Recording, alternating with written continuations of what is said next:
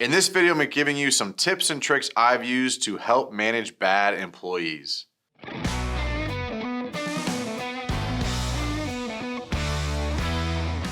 everybody, I'm Mike Claudio, owner of WinRate Consulting and host of the Big Stud Sales Podcast. Please go subscribe to the podcast, and actually we've been talking about it this month. Leave a review for Ryan. If you don't know who Ryan is, he's my marketing guy. He's the guy behind the camera, and he's also the co-host of the Big Stud Sales Podcast.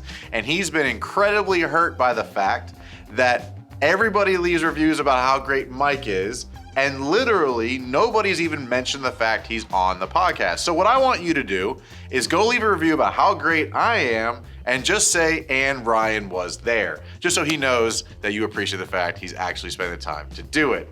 But today we're gonna talk about how to deal with bad employees. There's three types of bad employees, in my opinion. We're gonna specifically focus on one of them, but the first one is the person that's always telling you what you wanna hear. This happens a lot in the middle management, production manager, sales manager type role, where they don't take any ownership of problems, they blame everybody else, they never actually do anything about it. The second one is somebody who is really good, but inconsistent.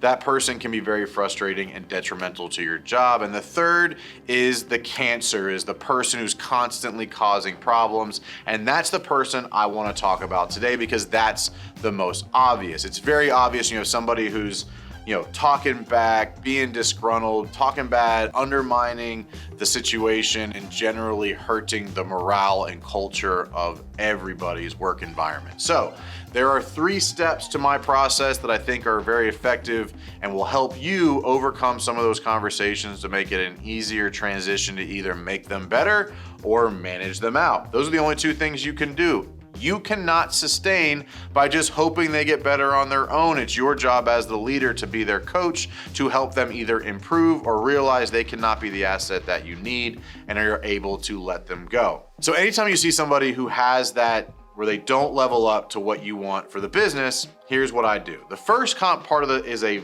verbal conversation. Hey, I noticed that you did this. Hey, and you can say it jokingly, like let's just say someone shows up late, kind of give them like a, hey man, don't forget, we need to be on time. Nudge them a little bit, make it fun. Don't be like Mr. Dictator, but just kind of like let them know that you saw it.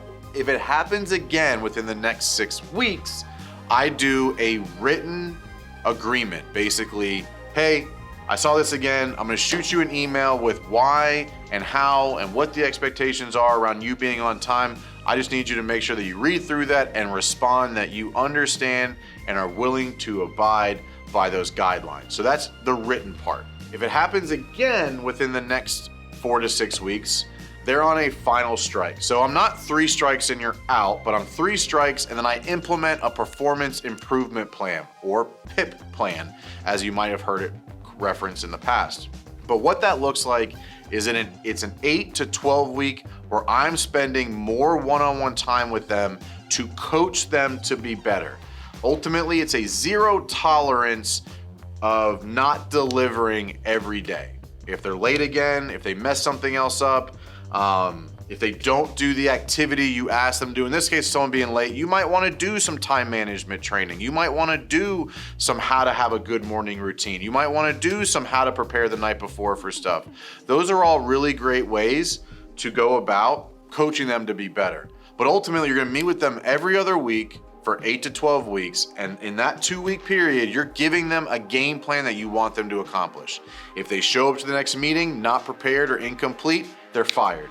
If they show up late again to work, they're fired. If they talk back, if they're a bad attitude, if they don't do what they're supposed to be doing or don't do what they're told, they're fired. One of the biggest issues I see with businesses is that they take too long to fire employees. This kills everything. It hurts good employees, it hurts bad employees, it hurts management, it hurts clients, it hurts everybody. So what this process does is give you the permission to fire them because you've done everything you can to help them out. That is one of the biggest risks, is that you are unsure if you should or shouldn't or when to fire them. If you follow that process, initial verbal, second incident is a written, third incident is a final warning, PIP plan. If they mess up again within the next 8 to 12 weeks, they're fired. At that point, it's a habit, it's a routine, it's just how they're gonna be, and you're not gonna fix them, but you've done enough that you feel comfortable letting them go. And if you're still struggling at that point, the final activity I always walk people through is draw a line in a piece of paper. On the left side, say, what will my business look like in 12 months if they stay?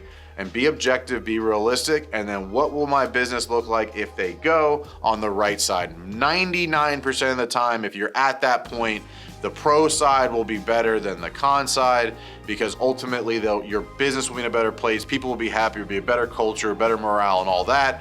And the con would be maybe you have a short-term risk, maybe you have some short-term production issues, maybe you have some short-term capacity concerns, but ultimately in 12 months, your business will be in a better place, and that will allow you to make the decision and understand that you will be in a better spot. I'll tell you, everybody that I've worked with that has gone through this always comes out the other side better, because they didn't realize how good life could be if that person was no longer there poisoning the well. So if you have any other questions about that, please reach out. I'm at WinRate Consulting on Instagram, or shoot me an email, mike@winrateconsulting.com, because I want to help you win fast and win often.